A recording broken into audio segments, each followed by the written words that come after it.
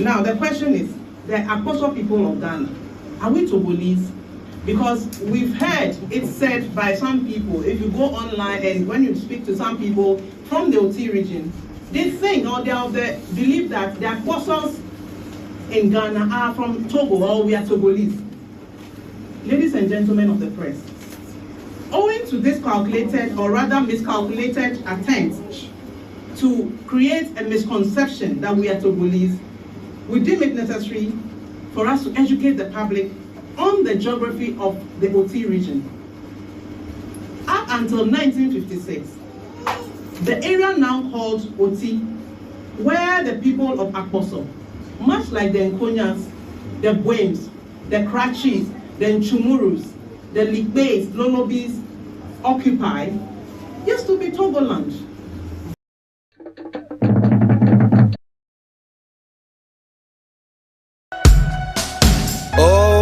Times are changing. Ghana mine, Mabusia penny me swansen pananam. Kanina ni etiti mu rim, ni esi dan wi ana so moso no so adane adeswa. Ene de Adabov company e wa santimemu abedum yen. Amedan so bo ayemre. Enchansi awodro apapapa. E wodi gudan so medan homie. Ebi de say long span self lock, IBR, housing standard, hero tiles and shingles, steel trusses and woodworks, roofing sheets, squares, afei roofing nerve. Ni nyina e dan e honiema Adabov company e de abeboaye. Yon office ankasa ewo ehwia overseas junction ena baby adwumakue factory nankasa wo no eye infensi a ye ben moba asoro no e ma remfi say wanim di fo wo de sanchensi ebegu dan so e de ama wo empo se wuni obi a obetumi afre yen ewo 0245385109 Adabov company limited say ye dan so body a ene na wo mo eye osimpitimpimpi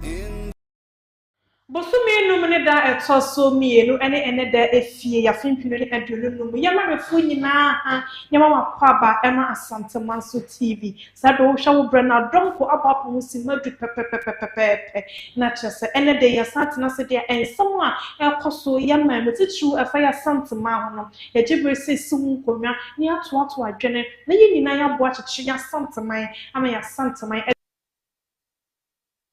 ene yenkoma ya de airbrow no ya de wo elko eye Oti region aho ene ya de wo elko akokimia de yenkoma no afi wonom abane ye kwan a amanyafo faso a wonom enam amanyasem ewura amamre ene ya manye ne ahensam a efa baabi no esay amamre ene amanye ene no nkomo ene ye ne wo edi kan ye ho no Facebook kan ye ho YouTube kan ye ho TikTok ye Asante Manso TV bodaro all like no wo share no Adrenchia, would you go comment section any bet? We are now subscribing in Jumediano at the Amaya. What's up in 0244961189? Ubets me at Shawaju audio text. Now they are forward on my browser. I can kindly now at the Ama. What dear Chiwa email on so ya dear at Ubets me so at the chip. Ewo one also email no asantemaso1@gmail.com. I also the Chinian finance nyina enso mosompa ewo one Grand Echo Cabanas Asantemaso professional photo studio na Adabov Steel Complex Limited NFCS ni emi edi ndwumadi yi esom yenim se de biet na se say de agyan kwaso na ye ne no edi enkomo onyadade church nsem e de eche ye ni ame a me de dwumadi won chiame ama no so ti na dankwa mesoma jebre na me de dwumadi won chiame e de ama young so me catch show Oti region and I the one airport and I want my babonten and I know one my babonten so one more dear one more any account for that big jack one account for cry name no account for the afra one more big catchy big fancy yeah one more come as one more ya bros one chain one more now apostle for now one more Oti region and no just say one more account for Debbie one more account for one more do one more omotsi womo bi bia eda enso nemom de ye fa ne se eye amanyofo na de bia no amanyo ne bia ba na amanyo ko bia ba we pension ye we if se nya amanyofo a enka Oti region no na nka wonom e wo ba bia na so mo ti on ba bi e du omo nkoya obi a ente wonom ka nenso nchichemu a eba ye no na sisa mo makwakopi ba bi o makopia enam we nyina eba yenim so so wo hye wo do adwenche ebeba enkomo no na Mr. Brand so na bi wo manetuma adwenche ne ama na fa enkomo a yenum edi no eho eja akwaba Nyankopɔn ase na fie na san ya bosome fufuro no mu die na kyerɛ sɛ me ka sɛ me mu akɔba ma bosome fufuro ni oh me da se fa me da se sɛ onum sɛ ene ye mochiri di esa market so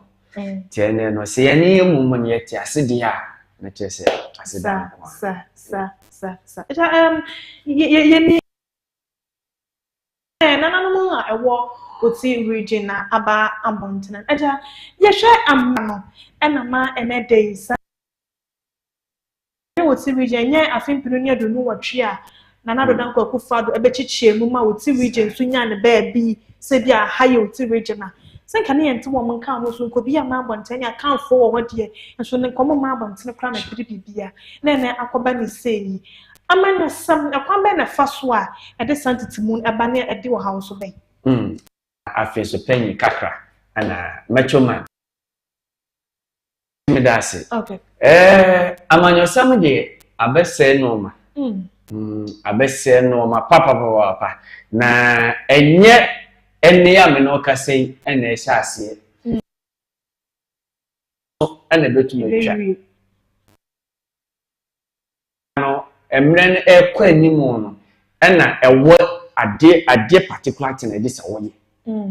okay if you say enipa ne dọọso no na eduru baabi a na dis awodi ehye nchichemu atum okay said ye be ya ebeduru baabi no obi beka say the national cake no obetum ache amana obia plenty no se for ban sanso a na yamamre ni amanye no efa afi na sei ebe bo se ede entokwase so na akoye nsmp but se yenya kas any enfamo ene ehia amanyofo de betu so mo ne tum kra mpo na store yemu ehu se nipa ba ko a mfi se asomdue na ye hwehwe no ebetum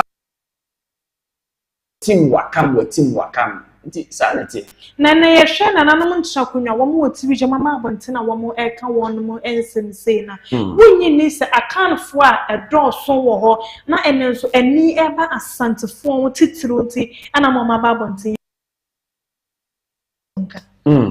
siti me dase ati said ya wo kan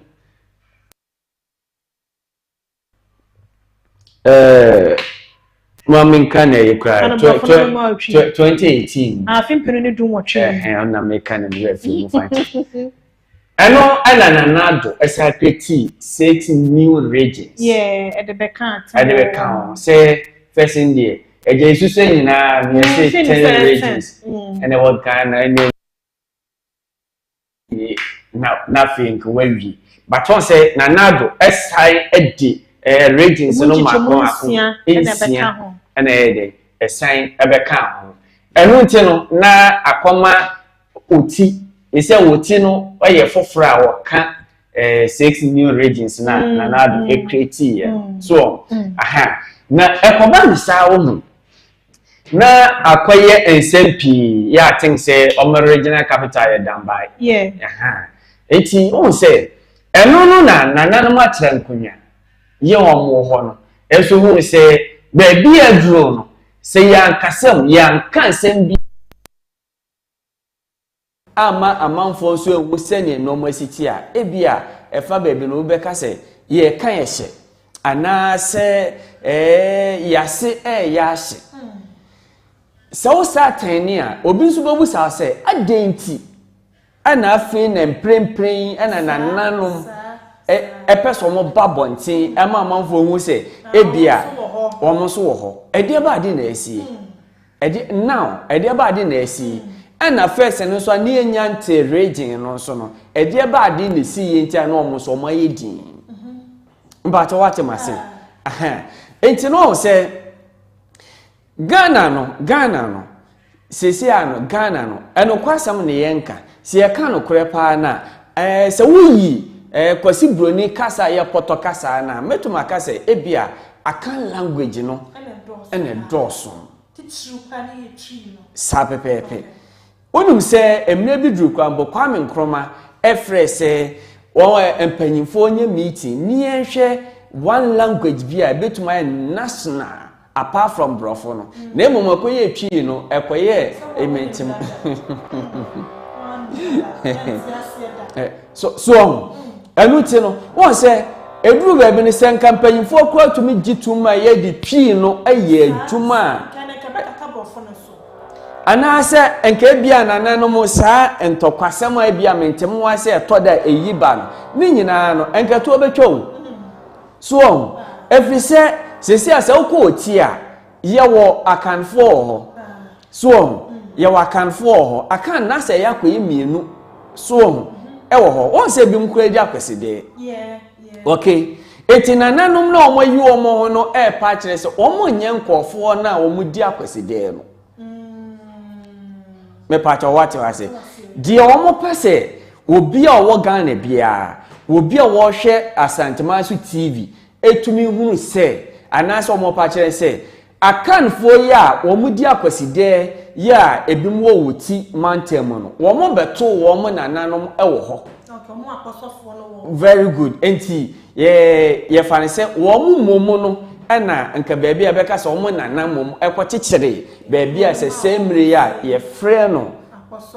very good unum se sa tribe na so ebi nso wo Togo but omo ni ye ni Togo ni amafo ni nyina ya pe so won se enti na meka se enchichemu no se wo yi amanyofo se abrofo mbedi yeso nyina omo nyina amanyosem ntira ana duru baabi na omo de sie tumu enti won se ebi beba bedi Ghana na ebi akwa di Togo na afi yenya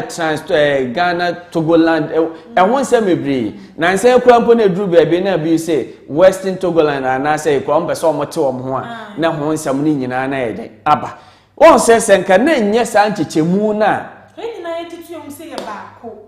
sa pepepepe so eti akofo how bi ayeden aba ana menyi ni so se nananom so a omo kasa asem no menyi ni se akanfo ye omo ho na omo di akwaside no menyi ni se ebia omo tieti omo fa ahodie so menyi ni ba wuti omo nsam no kwa na shoda nye akwaside na nye but omo nsam ni na to fa bo nyina ne se kamia ye se amanyosam a de bia ye awoye memo ase ya omo wotifo no to abani bi no ba na se ye che bibia ma wo man na ne yi wo wotifo no ato nchen omo sentimi enka bi ene ye remu susu na ma do de becheche regions no se de o kan give me account ese amanyo kufufo na abai ono so ka se ne me kwa na me che anasa me ti oti regions order da no na me koso a untimi fa sugomi ya emebo aban no ene te na me bisa se sa enchichemu na amanyoko ne ba amon wa se dia de wona ye wona mu pontumi ma ne yenye no bia nsanka bi no omo na hwenya no na enchichemu emo ye suti emwa esi asa o de ba wo ba na akofa bono okofa bono very good sa pepepe baton se ebaye no efa baabi no obeka se okay de hawaba efa baabi no so botum aka se ebia enchichemu no beto mu no amasesi ya no bibi je se national cake no ye cha obiansa tumi ka bi ana tu se bia enye nananom bi ene toda ya na eye aniamo ho sem ena ye se ahomaso ani dwe a kamenyi ni se wo bono na sa wosom sikajokofia eno no edise tumi o problem very good ana se mu na wo de ko di ho enti ede ba de bio enti ba bia wutifiri ni de ka menhu se ebi amanyofo ni nchichemu no edise tumi de o ha brawu ba wonim enam se nananu pi so epese o mo fa amanyofo no ho na o mo ankasa ba ye their own bosses okay ebi krampo na ne hene na wo hye na se no anase akonwa na tumi pagya no man be ye saman hene no wono susu se emre bia so edise otumi yi na akonwa na di free o hene kro na se but woni tumi and woni ekwan bia na mom amanyofo no nso betakire se boa se ya beto aba no omo ye sa no man mo boa ma yetumi enya eba no dodo na di free ha ye ba Asuma msa mamra na manya sene timi mem. Sa anu ti no emfa ho. Bebia enkonwa no ano ekoduro because sanka enti sa hwe sampa. Bebia sampa won. Mbacho won bebia sampa won. Na wosom sikadwa kofi. Hwe mo emu tentene. Very good. Enti sanka afo no echi dia enkanya dia se obeba. Na mom ekwa bakosem a echese ne nanam dinka besom sikadwa. Mbacho timase. Sa enti amanyofo no de nananom bi ana amom kwan ama etoda omo ankasa eye de di so omo ye de omo ye enti kan fa ho na ehia odi batum wudi tum kra na se me sister aha na mesuma emfa wo ha obi amfa ma so na enti chemu ne de aha adwen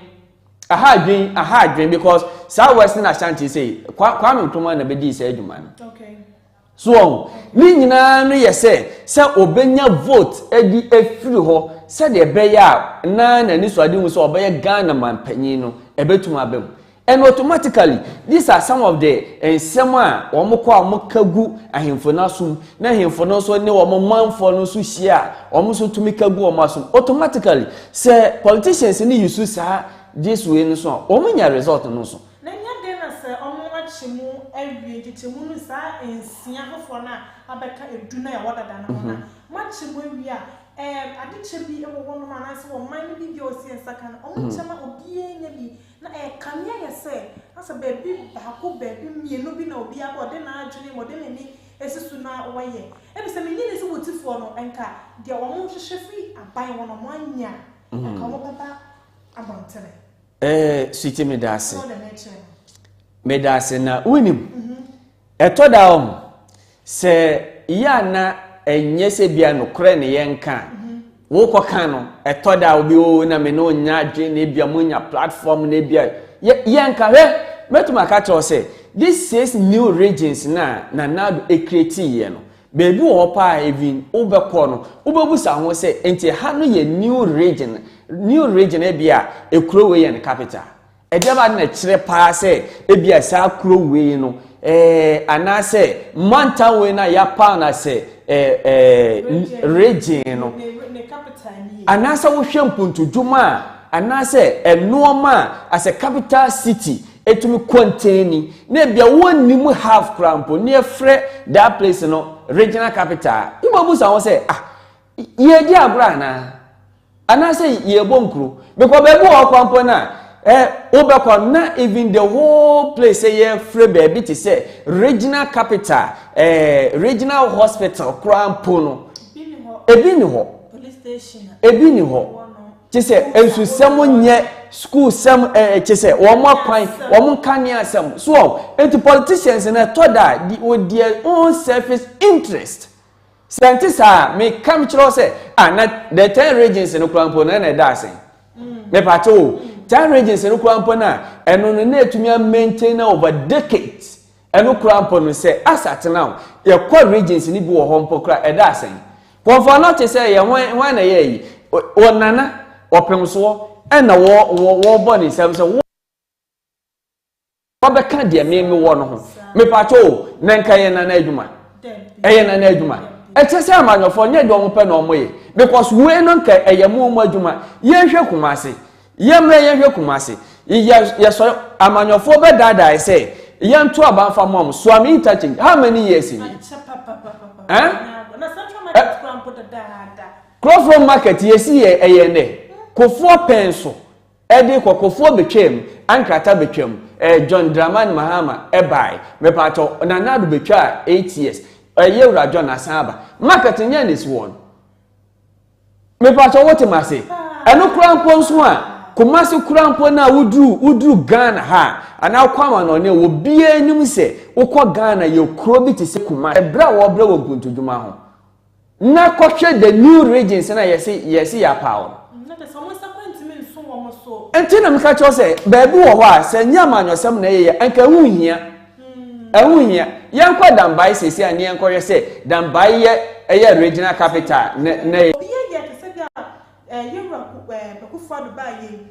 Tisanka Swamita de Neke, where it's Mahama Wabat, our soul to us, where we are all about our soul to like a such shame. What about a year or pen or so in the moon? And so say your mind be a good one, and I'm so I only the Sanka remember why. Sitting Darcy. Sadia Weno, Africa, Acho. Set ye need national development plan. So, eti mami show, sweetie buy no, okobo besia se what they koto phones. Now, ya to abani sweetie anyhow. Instead of say sweetie project and come ba to aso no, there be and the same besia na na be kwa akobo. Me sad baba be ye bia phone no so no, na madani edini kakra bi. Me pato what ma say. Ghana besia na say kai kwaso ni nyina no. Is this politicians. Okay? And I want to say, Obia so on the surface interest. Baby of fee say, Yana and Norma Bekoye dear man. Share a drew baby at 2024 near Baba Twaba. A drew baby no kumase anado. A mantem bian MPP 4% on go. Mantem bian, but no attendance for the past 8 years. I didn't know we no and I said drew baby no we call baby a kwan and I do cry no more ye kwan. Okay, your project bu o wa e bia MPP but this current president awaba no okokwa kwaje besia but on san fa meto aso. Nananom we ye bi. Sa Nananom we nya bia enka to from market no from tete no ye no kwampo no kofuo mo e be sha ase no enkoba to aso. Me pa cha otemase. And I said, Anka Tanso Bayen Atanos Mahama so Bayen. So your national development planner and Kasako for marketing and make Kana de boss of Bon and Adon and Komusu VA. So it won't say, Etoda, this is the time, any pie war or May Muno, any pie war regions in Muno, any pie war babyan. Yes, said the woman say, now Etoda, Nananom-Oti or more. Nananom ani so ade hu se ye de adwen kura ma Nananom na so mudi anim a ye betuma nya mpuntuo pii e wo ye place o dan se ye de ba ma manofo baby amemetie o ma ye ya kwan na bedru baby o mu baby o so mu twa so no o se o no mu ya to ba bi o na amanyoko foforo e na tai enya nti o ma kwan no ya nya ma wo sa na na mu ye no ye nyina ne ya to ma abaya otoso na abaya wetwe mu na sa aban bia ba o se aban we share project we ase me buy na afi na mbe auditing na ma hwe sika wa pompe de egum etu se 4 years no enyina no se wonye auditing ni wie ya adwuma ni ye na mfincha na betwam ye hunu se tise obi aba as if say the ordinary sabe bomba ti so obedi bia no no wadi bi no okọ oye bibia we na okoka na obi beka se ebia se yo enso hwe se ye kọ Oti regional na ye kọhwe aba ye to no na no etwe mu na no mu na omo kan ehefa party ben na omo tomo omo kese party ben na omo tomo omo kese na momo no se ye ni amamanyofo no hu se irrespective of all party kura woye yeni nkofo ye wa ha anase npaku ye wa ha de hia aye mpuntuo enti wo a obeba odi mpuntu dwuma bebre yen no ye wo yes sa na mkohwe ye party bu wo ho a wono no wo hwa ba motoma no kwampo na anso nani enti so wono nati wo te akunwa so a me party wo so wo ye mpuntu dwuma na ase mo pri bibia wo de beba wo de beko ba bia wonya vote no mo Nemo see what development plan or how dia me pato umpo you was someone so say we are not the boy improve oh my god I was some oh my god I also pa ye how dear eso and some mama na Santa Masu TV yatsna se Oti region and nkomo na yedi also betimi afren wa chewade e go dwumadi no 0244961189 0244961189 no wa chewade e go dwumadi no as na chakonya owo Oti region and no mo nsem e kwa bontina wo mo e kasa e kamya ye se ya man Ghana ha se ye wo mo asinchen kora ye nkuntunwuma e kwaso ye papa e kwaso wo man no wo mo nsa entumi and can be yoko, na yoko say Nananom-Oti region, and I have come yet to some. Now the question is, the Akposo people of Ghana, are we Togolese? Because we've heard it said by some people, if you go online and when you speak to some people from the Oti region, they think or they have the belief that the Akposos in Ghana are from Togo or we are Togolese. Ladies and gentlemen of the press, owing to this calculated or rather miscalculated attempt to create a misconception that we are Togolese, we deem it necessary for us to educate the public on the geography of the Oti region. Up until 1956, the area now called Oti, where the people of Akposo, much like the Nkonyas, the Bwems, the Krachis, the Nchumurus, the Likbeis, Lolobis, occupy, used to be Togoland. It was German Togoland, which later became British Togoland, and then Transvolta Togoland. Subsequently became what? The Volta region, and now Oti. It is therefore infantile and a grave display of ignorance of the history of the Volta and Oti regions,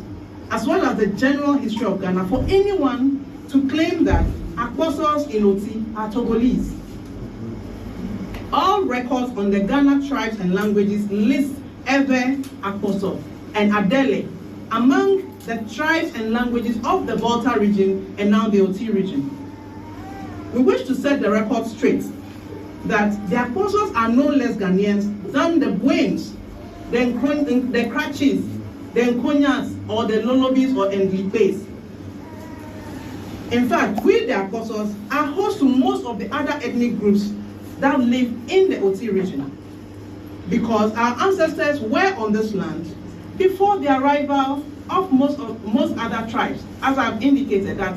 history has it that we were here even before the 1300s. How is it then that anyone would refer to the Akposos as Togolese? We have attached historical maps for your reference. We want to state unequivocally that there are Akposos in Togo and Akposos in Ghana.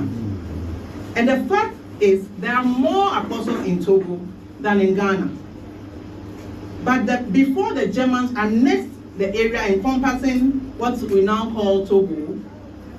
and most of what is Volta and Oti, and made it a German protectorate, that way back in the 1800s. The Akposos had lived in the area. We had already been living in the area before the Germans arrived and annexed the area to Togo and what now became Ghana. The evidence is found in the book titled, it's a German book, so there's evidence in the German record. When you translate that record, it is General Hand Atlas in 86 maps with explanatory text.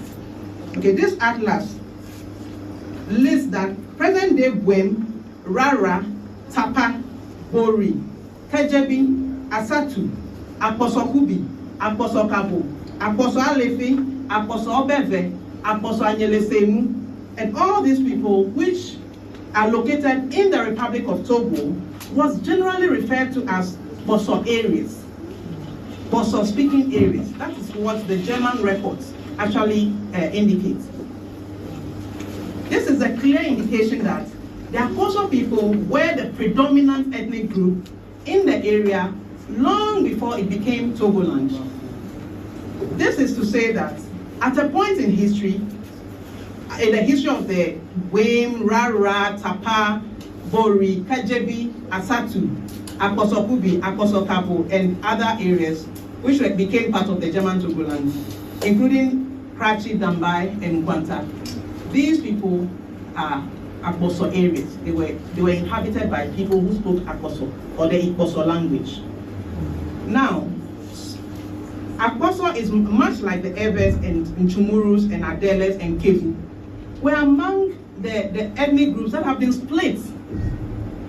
on colonial lines. The boundaries after the Second World War, the German Togoland was taken from Germany, and we all know this history. And so this area was annexed And that is how it became the British Togoland. If the area was British Togoland, how is it that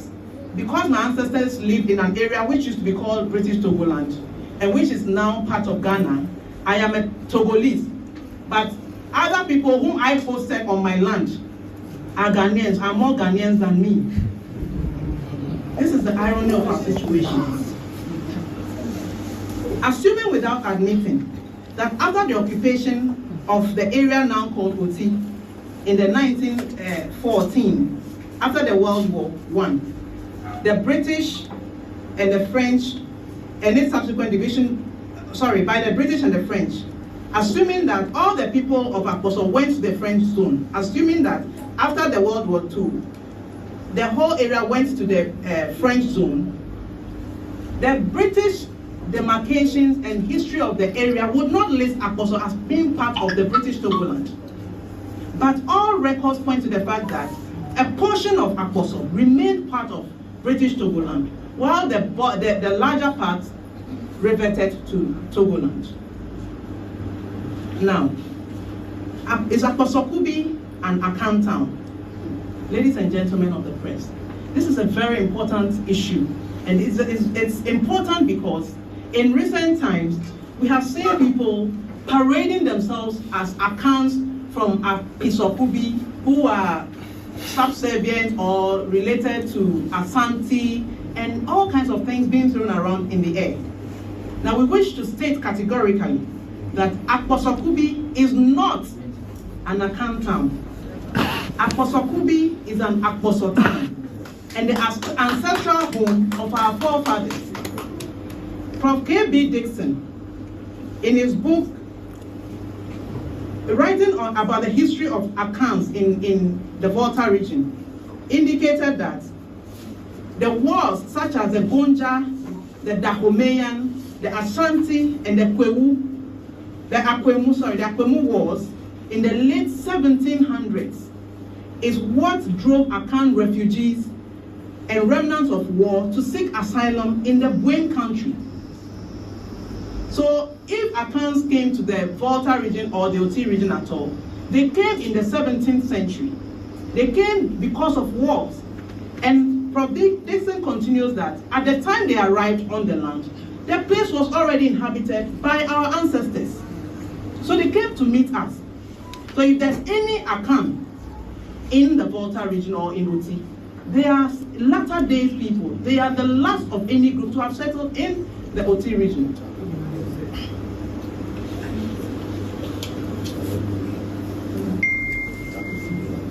At the Ajimambedu Commission sitting, the report of the District Commissioner for Pando,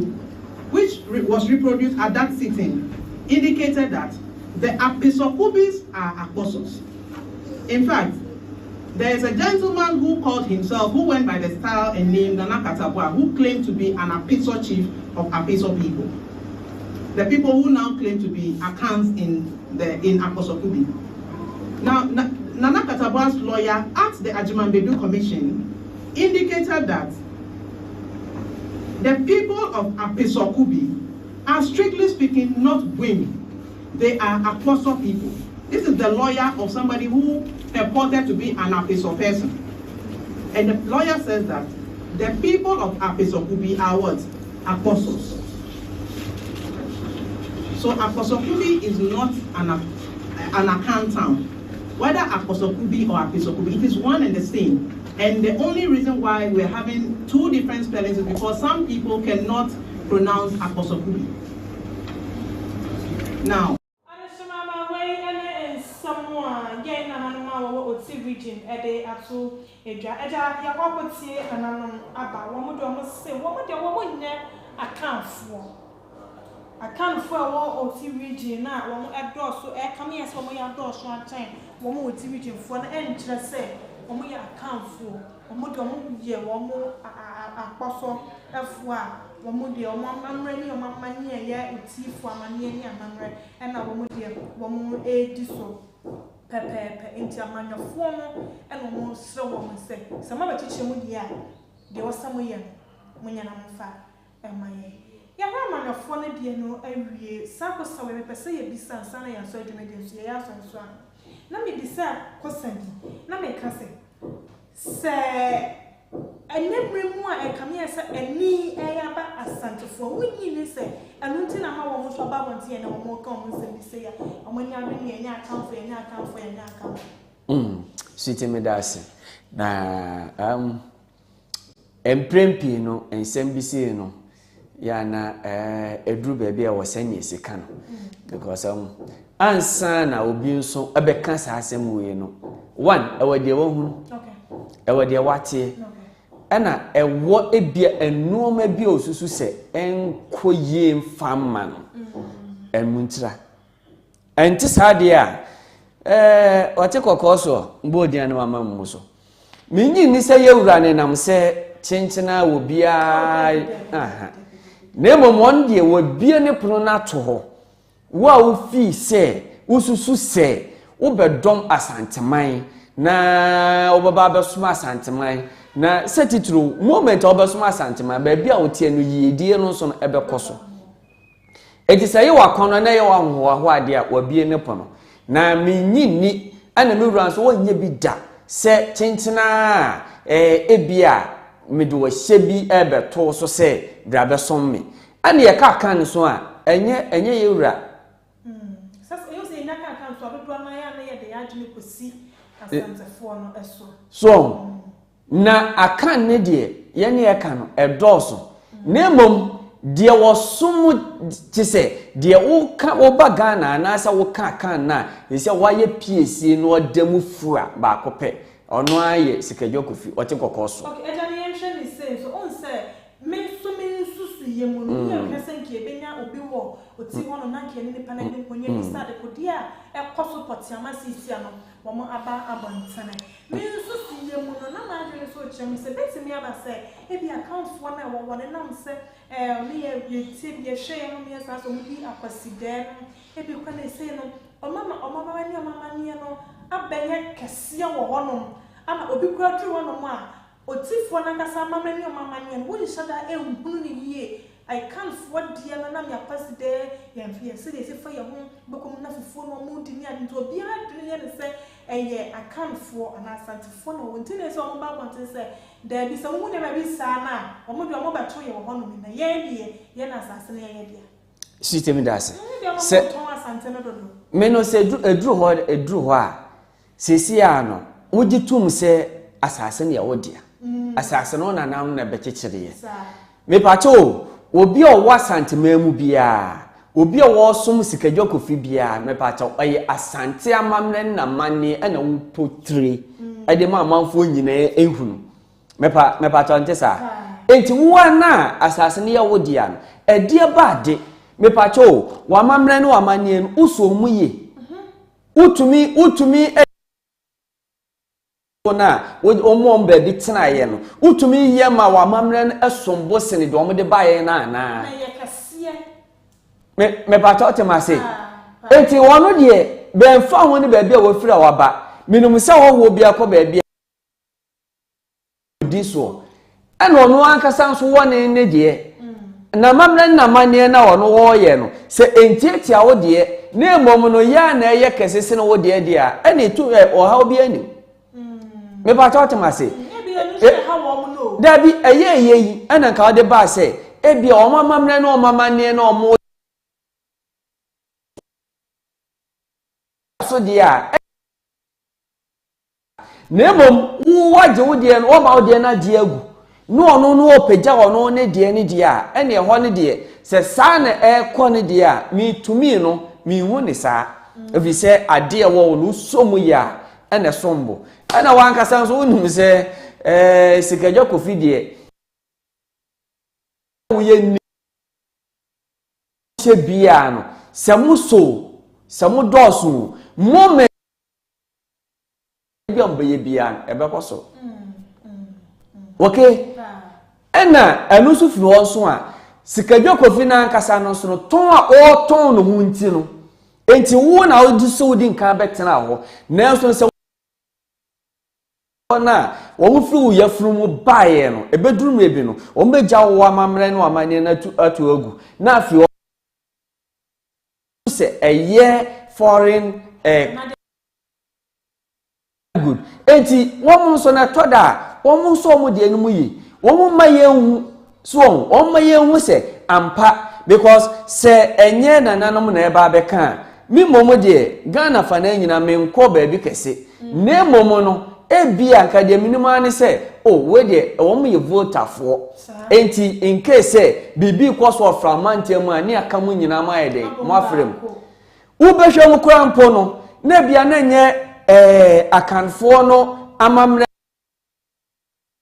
so mo ajeja mo de ama bia from mantem ofo no sesi ano mo de no so me pa cha o te instead of say mo be so mo de mo anso no obi anum say moment of vote ka na say kon se ko ba sa de a na akani na wono de ono osom sika Jakofi no na de edi se wodi ene so wodi di a woni ayi bia di anka mfi se omuni votarians no due to kasa no say nya similar krampo na ma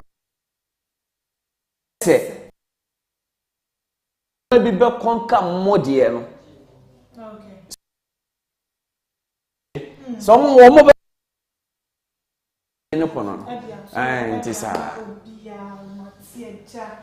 meta wase se me de ni nyina no obonifu a de amanye no ye beda wase papa ye beda wa o je bre na o ye no so asepa sa o je bre na o hye ye network no e gira so kamata ye da mu nyina no ase wa je bre na o hye e kasa seda enkan aseda ni so enkoma production crew no enyina Morgan ewo ho Billy and so ewo ho na kokuba ono so wa ya de pa wa be fidie no so kama ama yetimi aba live aba ye adwuma ne kasa no so aya de Adabov Complex Limited F4 say what so da na do so dey and chance da papa egusua enye ne Adabov Steel Complex Limited 1028 ya fita kokko yellow blue green indigo violet color bi a no make am for the amount your soft lock span and na dia kan nyina lozen trust ni ade nyina so e wo hono ma ubetimi afreyen ni anje wo so ni no ade nsa wo so ama wo so bu etimi atwa oya ya factory kase no in fence e be mopa e na afen so no ya tuye nyema no apeten kuma se opa e bia overseas junction on Saturday can crancy okase station awon so on Saturday akan asantima so professional photo studio you make it here would you say your wedding photo shoot a year engagement photo shoot and our pastor we and only our pre-wedding photo shoot no one on the basement come again a mom open pregnancy there by your birthday day by year when you're year be at the floor upon to say you make it here also suffering about 02449611